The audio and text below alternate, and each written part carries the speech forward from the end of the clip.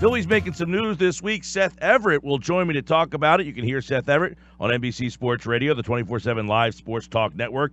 You can listen at NBCSportsRadio.com. And he joins me now on the Boardwalk Honda hotline. So, Seth, we know that Gabe Kapler has been an interesting guy throughout this season, but now he's got some beef with Jake Arrieta. Now, I don't know if it's been squashed or not, but it seems that Arrieta is not very thrilled with defensive shifts that are going on when he's particularly on the mound.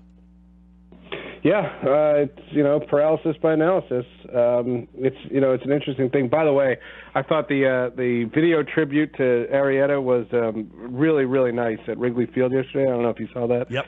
I thought that was really cool. But you mentioned Arrieta, it made me think of that.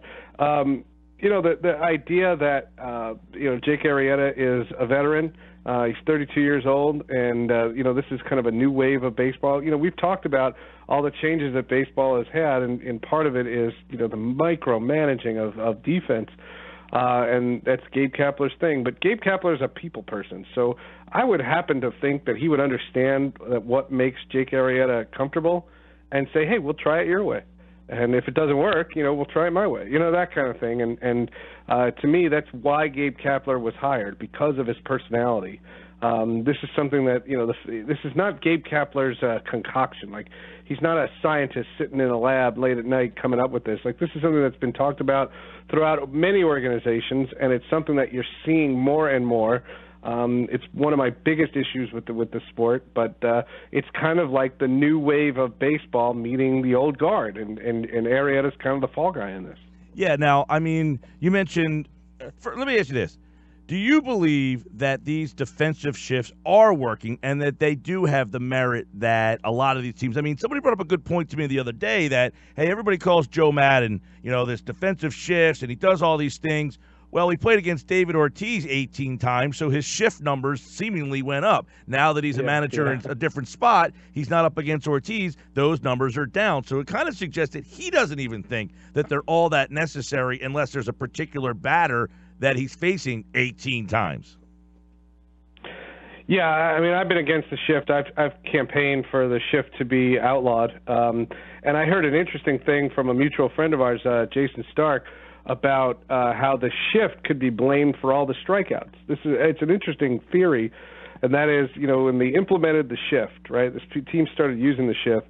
The idea was you had two options. You could take the bat out of a guy's hand, because if he's gonna try to bunt for a base hit, well, then he's not hitting a home run. So the percentages are in your favor, which is great. That's a cool thing. But the argument from that point, on top of this mentality, is that this is what led to launch angle, because the goal is, if you're not going to bunt to beat the shift, that you're going to try to hit the ball high and deep to beat the shift, right, and make the shift irrelevant. If that's the case, then I'd love to have the DeLorean and the 1.21 gigawatts and just try to go back in time and say, well, outlaw the shift when you had the chance, and see if the sport goes through this downward spiral that has led to a 15-year low in attendance. Like, I think there's a legitimate correlation there. It wasn't my suggestion. I didn't make it up, but boy, is that fascinating. You know what I mean? So the argument has been, I'm against the shift. I would outlaw it. But again, these teams, their goal is not to entertain us. Their goal is to win. Absolutely. And that's the argument. That's why when Brian Cashman told me that he misses the day when there were less home runs and less strikeouts, but he acquired Giancarlo Stanton.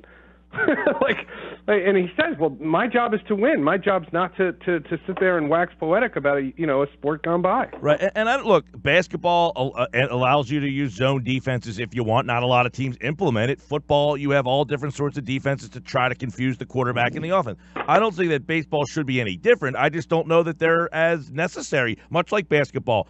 They don't use the zone defense all that much because it's not really that necessary. I just don't know that the shifts are all that necessary. And guess what? The teams that use the shifts the most, you got Philadelphia, you've got the Royals, and the Dodgers. It's like, last time I checked, those teams aren't very good. But it's the micromanaging of baseball. Like that's the mentality. Exactly. There were numbers that I saw.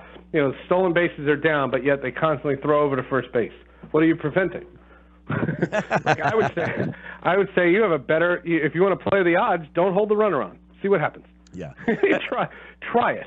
Let's see where that goes. And I think that mentality has also got to change. Right. And like Arrieta said, look, quote, we need to change that. Copy the best. That's not my job. And then he says the team needs accountability from top to bottom. Is he saying, hey, Kapler, you need to do a better job? Right.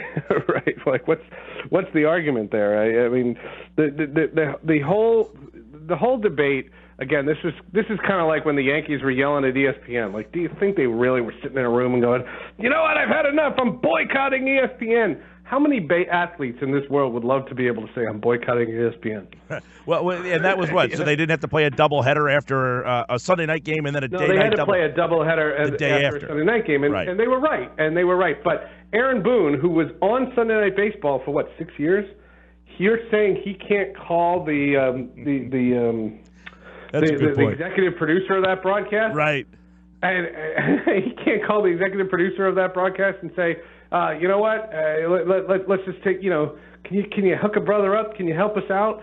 And, I mean, if you're going to complain, I hate interleague play, but if you're going to look at the schedule that weekend, the ESPN should be doing Angels-Dodgers. That's one of your stupid inter-city rivalries anyway. Right, exactly. So I just thought the whole thing was funny, and that's the whole thing, is like we're getting this secondhand. So don't you think Gabe Kapler, everything that you know about the way he conducts business, you don't think he called Jake Arrieta aside and they talked it through?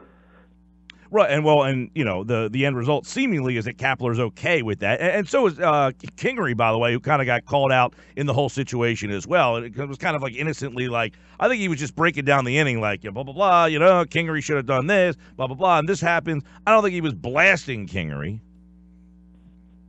No, I don't think that's the whole point. Like this is where the Eagles story from this week has just kind of permeated our mentality. Like, why is everything such a fight?